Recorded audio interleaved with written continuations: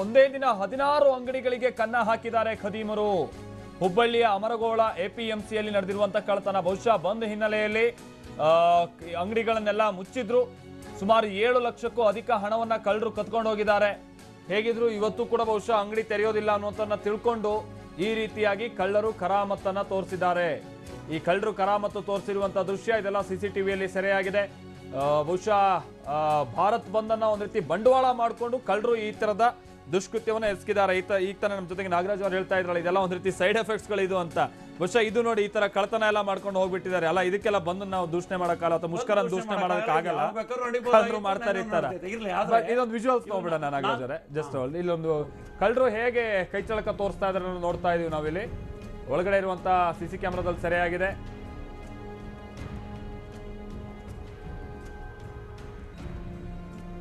ನೋಡ್ತಾ ಇದೀವಿ ನಾವಿಲ್ಲಿ.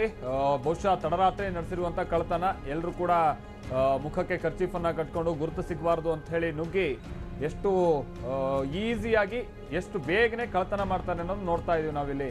ಬಹುಶಃ ಕೈಯಲ್ಲಿ ಕೀ ಇದ್ರೂ ಕೂಡ ಇಷ್ಟು ಬೇಗ ಲಾಕರ್ ಓಪನ್ ಮಾಡೋಕ್ಕಾಗುತ್ತೋ ಇಲ್ವೋ. ಇವರು ತಂದಿರುವಂತಹ ಸಲಕರಣೆಲ್ಲೇ ಅಷ್ಟು ಬೇಗ ಅವುಗಳನ್ನೆಲ್ಲ ಓಪನ್ ಮಾಡಿ ಆ ಡ್ರಾಯರ್ನಲ್ಲಿರುವಂತಹ ಹಣವನ್ನೆಲ್ಲ ಎತ್ಕೊಂಡು ಹೋಗ್ತಾ ಇರುವಂಥದ್ದನ್ನ ನೋಡ್ತಾ ಇದೀವಿ ನಾವಿಲ್ಲಿ. ಒಂದಲ್ಲ ಎರಡಲ್ಲ ಇದೇ ರೀತಿ ಸುಮಾರು 16 ಅಂಗಡಿಯಲ್ಲಿ ಕಳ್ಳರು ಕೈಚಳಕ ತೋರಿಸಿದ್ದಾರೆ ಅನ್ನೋದು ಗೊತ್ತಾಗ್ತಾ ಇದೆ. ಪ್ರೊಫೆಷನಲ್ ಕಳ್ಳರೆ ಇವರು ಕಳ್ಳತನ ಮಾಡ್ತಾ ಇರುವಂಥದ್ದು ಪರಿಯಲ್ಲ ಇದು ನೋಡ್ತಾ ಇದ್ರೆ. ಹೀಗೆ ಸುಮಾರು 16 ಅಂಗಡಿಯಲ್ಲಿ ಕಳ್ಳತನ ಮಾಡೋ ಮುಖಾಂತರವಾಗಿ ಸುಮಾರು 7 ಲಕ್ಷಕ್ಕೂ ಅಧಿಕ ಹಣವನ್ನ ಲೂಟಿ ಮಾಡ್ಕೊಂಡು ಹೋಗಿದ್ದಾರೆ ಅನ್ನೋದು ಗೊತ್ತಾಗ್ತಾ ಇದೆ. ಬಹುತೇಕ ಎಲ್ಲ ಕಳ್ಳತನಗಳು ನಡೆದಿರುವಂಥದ್ದು ಎಪಿಎಂಸಿಯಲ್ಲೇ ಅನ್ನೋದು ಕೂಡ ಗೊತ್ತಾಗ್ತಾ ಇರುವಂತ ಮಾಹಿತಿ.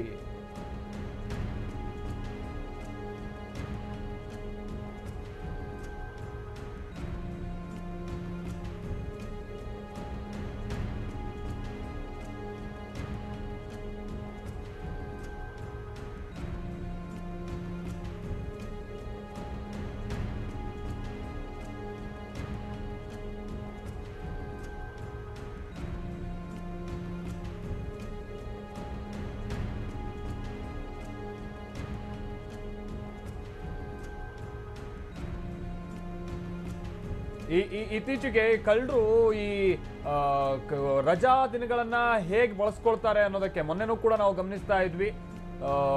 ಮೊನ್ನೆ ಮಣಿಪುರಂ ಗೋಲ್ಡ್ ಲೋನ್ ಕಂಪ್ನಿಗೆ ಸಂಬಂಧಪಟ್ಟಂತೆ ಅದೊಂದು ಕಚೇರಿಯಲ್ಲಿ ಕಳ್ಳತನ ಆಯಿತು.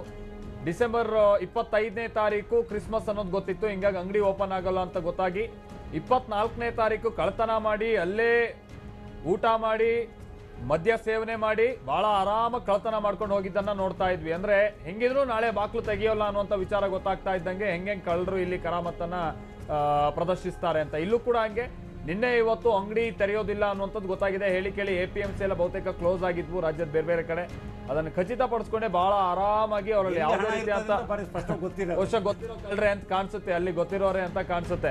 ದತ್ತಾತ್ರೇಯ ಪಾಟೀಲ್ ನಮ್ಮ ಪ್ರತಿನಿಧಿ ಇದಕ್ಕೆ ಸಂಬಂಧಪಟ್ಟಂತೆ ಮತ್ತಷ್ಟು ಡೀಟೇಲ್ಸ್ ಅನ್ನ ಕೊಡ್ತಾರೆ. ದತ್ತಾತ್ರೇಯ ಪಾಟೀಲ್, ಬಹುಶಃ ಒಂದ್ ಹಂತದ ಮಟ್ಟಿಗೆ ಕ್ಲೂಗಳು ಲಭ್ಯ ಆಗೋದಕ್ಕೆ ಸಾಧ್ಯ ಇದೆ ಅಂತ ಕಾಣಿಸುತ್ತೆ. ಅವ್ರ ಮುಖಚಾರ ಕೆಲವೊಂದು ಸಂದರ್ಭದಲ್ಲಿ ಬಹಳ ಸ್ಪಷ್ಟವಾಗಿ ರೆಕಾರ್ಡ್ ಆಗಿದೆ.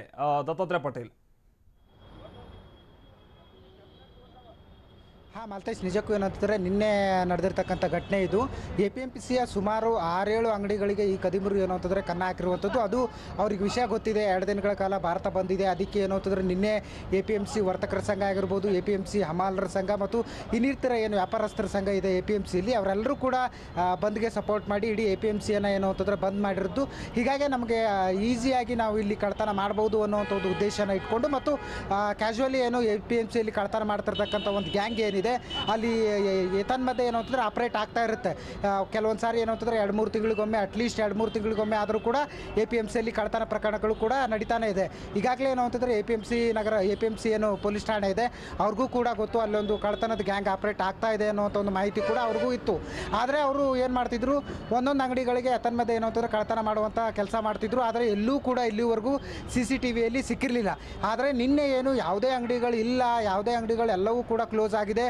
ಹೀಗಾಗಿ ನಾವು ಈಸಿಲಿ ಏನು ಅಂತಂದರೆ ಇಲ್ಲಿರ್ತಕ್ಕಂಥ ಎಲ್ಲವನ್ನು ನಾವು ದೋಚ್ಕೋಬಹುದು ಅನ್ನೋ ಒಂದು ಉದ್ದೇಶದಿಂದ ನಿನ್ನೆ ಏಕಾಏಕಿ ಸುಮಾರು 6-7 ಅಂಗಡಿಗಳಿಗೆ ಏನು ಅಂತಂದರೆ ಈ ಖದೀಮರ ಗ್ಯಾಂಗ್ ಏನು ಖತರ್ನಾಕ್ ಪ್ಲಾನನ್ನು ಮಾಡಿ ಇಡೀ ಏನು ಅಂತಂದರೆ ಎಪಿಎಂಸಿಯಲ್ಲಿರ್ತಕ್ಕಂಥ 6-7 ಅಂಗಡಿಗಳಿಗೆ ಹಗಲೊತ್ತಲಲ್ಲೇ ಏನು ಅಂತಂದರೆ ನುಗ್ಗಿ ಈ ಕಳ್ಳತನವನ್ನು ಮಾಡಿರ್ತಕ್ಕಂಥದ್ದು.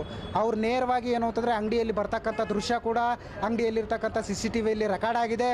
ಅದೇ ಥರನಾಗಿ ರಾಡ್ಗಳ ಮುಖಾಂತರ ಅಂಗಡಿಯಲ್ಲಿರ್ತಕ್ಕಂಥ ಡ್ರಾಯರ್ಗಳನ್ನು ಒಡೆದು ಅಲ್ಲಿರ್ತಕ್ಕಂಥ ಸುಮಾರು 7 ಲಕ್ಷಕ್ಕೂ ಅಧಿಕ ಅಧಿಕ ಮೌಲ್ಯದ ನಗದು ಹಣವನ್ನು ಏನು ಅಂತಂದರೆ ಕದಿಮರು ಏನು ಅಂತಂದರೆ ಕಳ್ಳತನ ಮಾಡ್ಕೊಂಡು ಹೋಗಿರ್ತಕ್ಕಂಥದ್ದು.